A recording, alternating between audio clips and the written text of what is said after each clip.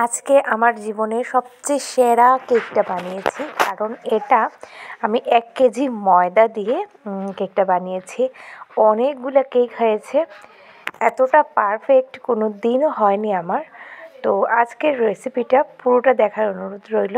খুব ছোটো করেই বলেছি, ভিডিওটা বড় হবে তার জন্য একটু তাড়াতাড়ি করে দেখিয়েছি। তো পুরো ভিডিও স্কিপ না করে দেখার অনুরোধ রইল। আর হ্যাঁ বন্ধুরা, যারা কেক বানাতে ভয় পাও তারা অবশ্যই এই ভিডিওটা দেখো, তাহলে হয়তো তোমরাও কেক বানাতে আর ভয় পাবে না। বাচ্চা দেখিয়ে দিলে বাচ্চাও কিন্তু বানিয়ে নেবে, এত ইজিভাবে দেখিয়েছি। আর যদি পেজ থেকে দেখে থাকো তাহলে অবশ্যই বলবো পেজটাকে ফলো করে দিও, আর যারা ইউটিউব থেকে দেখে থাকছো তারা অবশ্যই চ্যানেলটাকে সাবস্ক্রাইব করে দিও। আর বকবক না করে আমি চলে যাচ্ছি মূল ভিডিওতে। এখানে প্রথমেই আমি নিয়েছি, দেখো, 3 বাটির মতো চিনি।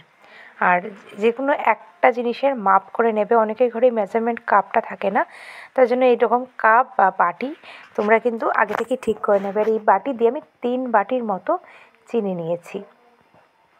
এবার চিনিটাকে আমি বড় জারটাই নিয়েছি, তবে এই বড় জারেও কিন্তু একসাথে হবে না, যেহেতু অনেক পরিমাণে চিনি, তার জন্য আমি 2 বারে করে কিন্তু চিনিটাকে খুব ভালোভাবে গুঁড়ো করে নেব। দেখো আমার খুব সুন্দর করে কিন্তু একদম গুঁড়ো করা হয়ে গেছে, আর একদম মিহি করে এটাকে গুঁড়ো করতে হবে আর কি। একটু দেখিয়ে দিলাম। তো 2 বারই কিন্তু আমি খুব সুন্দর করে গুঁড়ো করে নিয়েছি। এইবার তেল দিয়েছি এই বাটি দিয়ে 2 বাটির মতো তেল। এবার 2 বাটি তেল কিন্তু আমি দিয়ে দিচ্ছি, দিয়ে এটাকেও আমি মিশিয়ে নেব। তাহলে কি হবে, আমাদের কেক তৈরির প্রসেসটা অনেক ইজি হবে। এটা যদি নর্মাল হাত বা কাঁটা চামচ দিয়ে আমি এটাকে ফেটাই তাহলে অনেকটা টাইম নষ্ট হয়ে যাবে। তো আমাদের অনেক সবার কাছেই কিন্তু এত টাইম নেই এখন। তো মিক্সিটা সবার ঘরেই থাকে, তো মিক্সিতে একটু ঘুরিয়ে নিলে খুব সুন্দর একটা ব্যাটার কিন্তু আমরা পেয়ে যাব চিনি আর তেলের। এখানে যেহেতু অনেকগুলো কেক বানাচ্ছি, তার জন্য এইরকম একটা সসপ্যান কিন্তু আমি বসিয়ে নিয়েছি। এটাকে মিডিয়াম আঁচ করে ঢেকে রেখে দেব। তো যাদের ঘরে ওভেন নেই তারা কিন্তু এইভাবে চুলোতে কিন্তু কেকটা খুব সুন্দরভাবে বেক করা যাবে আর কি। তো এই তো এটা কিন্তু এখন বেক হবে। এবার আমরা চলে যাব অন্যদিকে। এবার এটাকে খুব ভালোভাবে একটু মিশিয়ে নিচ্ছি, আর একটু যাতে চিনি যদি গুঁড়ো থেকে আসতো তাহলে খুব ভালোভাবে মিশে যাবে। এবার এখানে নিয়েছি আমি সব কিছু আগে চেলে নিয়েছি। এখানে নিয়েছি 4.5 বাটির মতো ময়দা। এই ময়দাটা হলো আমি যে বাটিটা দিয়ে প্রথমে দিয়েছিলাম চিনি, সেই বাটি ভেবেই 4.5 বাটির মতো এখানে ময়দা। তবে এখানে একটা প্রসেস আছে যে এই স্টেপে কী করতে হবে, একসাথে সব ময়দা দেওয়া যাবে না, অল্প অল্প করে ময়দা দেবে আর ব্যাটারের সাথে মেশাবে। আর যদি প্রয়োজন হয় তাহলে দুধ দিয়ে খুব ভালোভাবে মিশ্রণটা মিশিয়ে নেবে। তো আমার কী হয়েছে, যেহেতু অনেক পরিমাণে ব্যাটার গুলে নিয়েছি, আর এখানে দেখো লিকুইড তরল দুধ নিয়েছি, আর এটা জাল করে ঠান্ডা করে রাখা দুধ। তবে আমার এই পাত্রটা অনেক ছোটো হয়ে গেছে, তার দেন আমি চেঞ্জ করে নিয়েছি একটা বড় গামলাতে। একদম লাস্টে তোমরা দেখবে ক্লিপ। তো এইভাবে অল্প অল্প করে সব ময়দাই কিন্তু আমি দিয়ে অল্প অল্প দুধ দিয়ে খুব ভালোভাবে মিশিয়ে নিচ্ছি। খুব সুন্দর স্মুথ একটা ব্যাটার কিন্তু পেয়ে যাবো। আর এই দেখো আমি কিন্তু এই গামলাতে ট্রান্সফার করে নিয়েছি, যেহেতু আমার ওটাতে হচ্ছিল না, যেহেতু আমি অনেক বেশি বানাচ্ছি। তো এই দেখো খুব সুন্দরভাবে মিশিয়ে নিয়েছি ময়দাটাকে।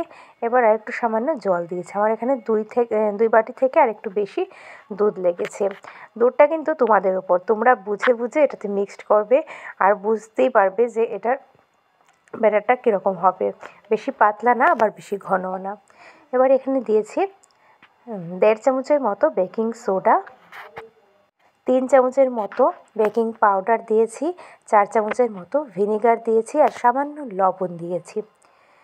তোমরা কিন্তু ভিডিওটা পজ করে করে খুব ভালোভাবে শুনে নেবে বা লিখে নেবে, তাহলে হয়তো তোমাদের সুবিধা হবে। এবার খুব সুন্দরভাবে একই ডাইরেকশনে আমরা কিন্তু এটাকে মিশিয়ে নিচ্ছি, আর তোমরা কিন্তু দেখে বুঝে যাবে যে এটাকে এই অবস্থায় বেকিং পাউডার দেওয়ার পরে এটাকে বেশি ঘাটবে না, জাস্ট এক ডাইরেকশনে খুব সুন্দরভাবে মিশিয়ে নেবে, একদম জোরাজুরি না করে। এবার এখানে নিয়েছি চেরি আর কিশমিশ।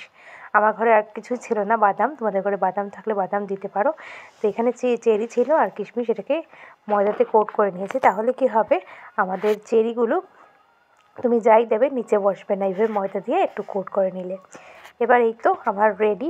এবার আমি যেহেতু অনেকগুলো বানাচ্ছি তার জন্য এইভাবে অ্যালুমিনিয়ামের যে কন্টেইনারগুলো আছে ওইগুলিতে 2 হাতার মতো করে দিয়ে দিয়েছি।